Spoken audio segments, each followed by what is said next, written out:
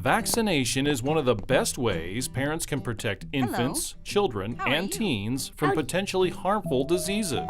Thank you. You're welcome. Vaccine-preventable diseases can be very serious, causing hospitalization and, in some cases, deadly. The main reason to get your kids immunized are the diseases that we immunize for are deadly diseases.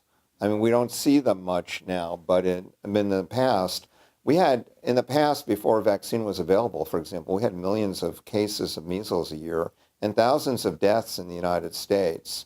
So measles is I'm just using that as one example. Measles is a really serious disease. It can cause a brain inflammation, encephalitis, it can cause pneumonia. Staff at Clark County Public Health urge parents to get kids immunized before the next school year. People should get immunized in order to provide protection for their children. This is especially important in a school setting because we have a lot of kids that are together and just people in general, and so that can kind of be an incubator for diseases that can spread easily.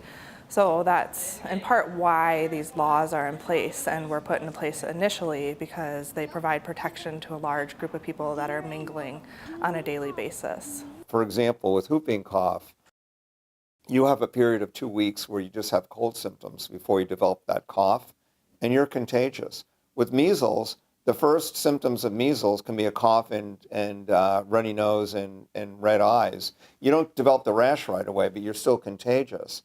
So you're already exposing people before you even know that you have the disease.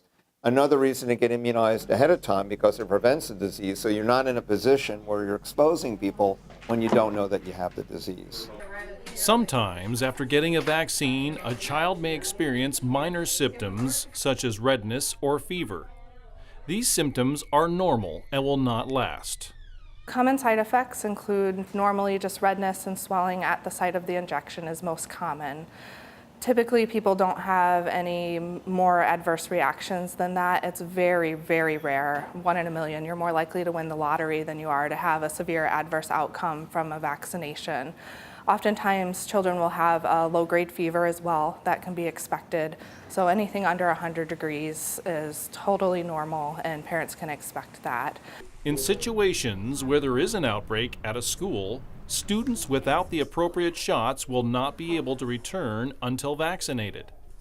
Without vaccination, it could take as long as 3 weeks until that student is allowed to return to school.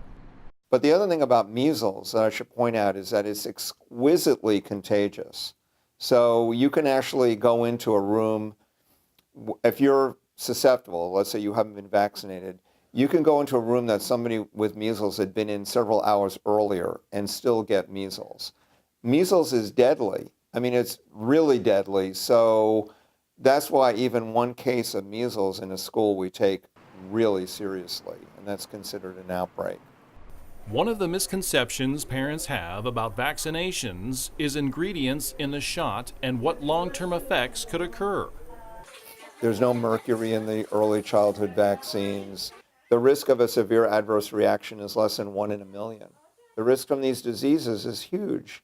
People get their information in different places. What I'd ask parents to do is check reliable sources and check your citations, because there's a lot of misinformation.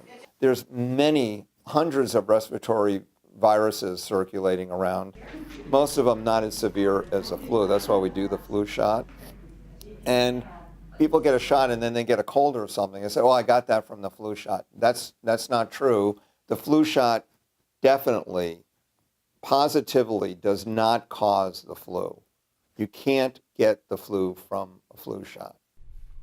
For more information about immunizations, check out the Clark County Public Health website at clark.wa.gov/public-health/immunizations.